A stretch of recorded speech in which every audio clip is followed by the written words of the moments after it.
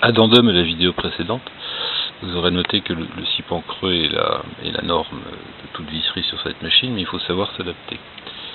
Sipan creux classique, alors c'est circulaire, c'est circulaire et c'est bien parce que ça rappelle les formes ovoïdes et rondes et toutes douces sur cette moto. Voilà. Mais plane aussi. Lorsque vous regardez cette partie, c'est plat. Et c'est plat parce que c'est sur une surface qui elle-même est plane. Voilà. Ici, les vis aussi sont planes. Je veux revenir quelque part. Ici, vous avez aussi une empreinte de clé Allen, c'est du BTR. Mais la tête est ronde. La tête est ronde parce que c'est sur une surface ronde, tout simplement. Alors vous me dites oui, mais non, en fait, c'est pas du tout, ça ne trahit pas la charte, c'est une adaptation nécessaire. Là par exemple, c'est une BTR parce que c'est monté sur un tube. C'est monté sur un tube qui rappelle la forme de la BTR, c'est dans la continuité du tube. Et ainsi de suite. Là, j'ai rajouté des mini BTR pour tenir la plaque d'identification du cadre. Alors normalement c'est interdit. La législation en la matière dit que chaque plaque d'identification de numéro de série sur un châssis doit être rivetée, c'est-à-dire ne doit pas être démontable pour éviter les trafics de BMW Rose. Bah tant pis, je vais initier un trafic de BMW Rose.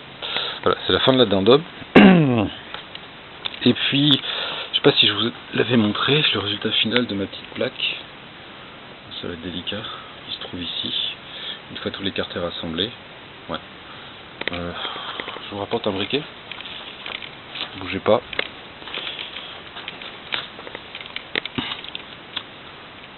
Voilà, ambiance un peu masse noire.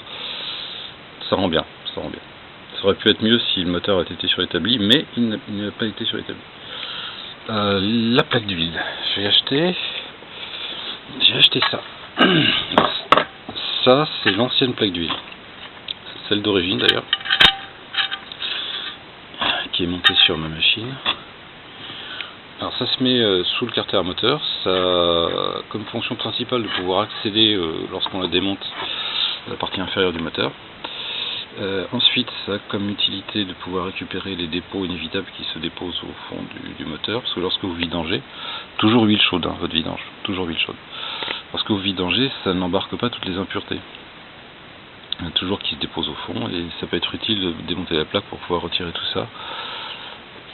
Il arrive aussi, par maladresse ou par malveillance, des gens qui sont un peu fous, vous laissiez tomber quelque chose dans le carter moteur lors d'une intervention, ou alors que votre moteur ait un petit coup de déprime et qu'il commence à voir ses morceaux se détacher. Ce qui n'est jamais très bon. Auquel cas ces morceaux tombent dans au fond de cette plaque, d'où l'utilité de pouvoir la démonter.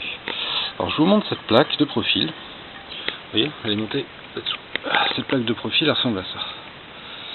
Voilà. Vous noterez la différence qu'il y a entre celle d'origine et celle pas d'origine. Celle pas d'origine que j'ai achetée, qui est donc montée à présent, est plus profonde, aussi biseautée, mais surtout plus profonde. Pourquoi? Il y a 47 raisons, mais on va le faire plus court. Elle est plus profonde pour augmenter la capacité d'emport d'huile. Donc il y a plus d'huile dans le carter moteur. Ça sert à plusieurs choses. Tout d'abord, à faire en sorte que il y ait davantage d'huile qui ne soit pas à un moment S en circulation dans le circuit d'huile. Parce que l'huile est aspirée par la pompe à huile, mais avant d'être aspirée par la pompe à huile, elle passe par ce truc-là. Ça, c'est une crépine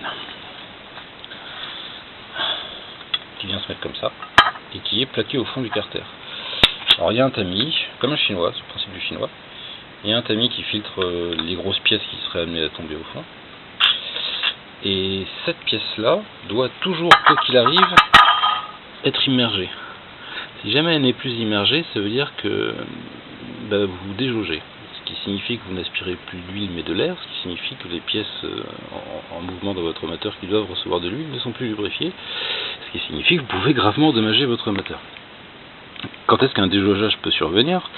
Par exemple, lors d'un freinage un peu appuyé, ou par l'effet d'un transfert de masse, toute l'huile est projetée vers l'avant.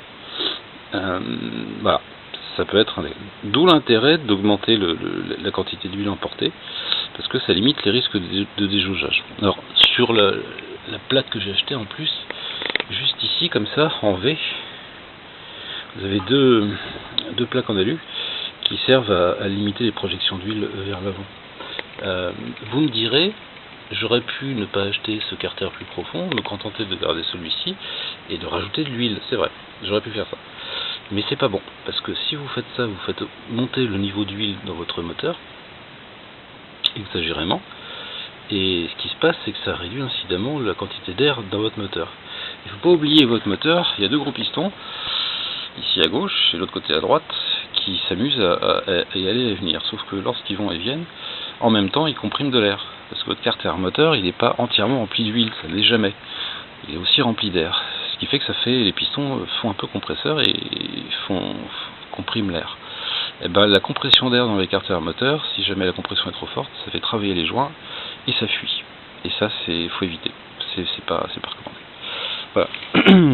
L'utilité de cette nouvelle pièce, qui en plus donne davantage de volume, comme elle est plus haute, de 2 cm et demi, 3 cm par rapport à celle-ci. Ça donne davantage de volume au moteur.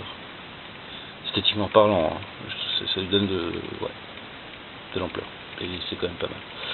Donc je vous ai causé du fait que le niveau d'huile ne doit pas monter trop haut, mais que c'est intéressant d'augmenter la capacité d'huile dans le moteur. Et alors, plus il y a d'huile, et moins, donc à un moment X, vous avez de l'huile en circulation dans le circuit d'huile. Il faut savoir que lorsque l'huile circule dans le circuit d'huile, c'est généralement autour de pièces qui tournent et qui chauffent, et donc elle chauffe elle-même. Or l'huile ne doit pas trop chauffer. Donc toute huile qui n'est pas en circulation, qui se trouve donc en bas, elle en profite pour se la couler douce et pour refroidir. L'intérêt de cette pièce soit en aluminium et soit nervurée, comme vous le voyez ici, c'est pas des nervurages de renfort de carter, ce sont des nervurages de refroidissement. Un peu comme sur le cylindre d'ailleurs, ou la culasse. C'est très joli ces nervures, mais ça a une fonction qui est d'aider au refroidissement des pièces. Donc lorsque l'huile ne circule pas dans le circuit de lubrification, elle en profite pour l'embouiller et se refroidir.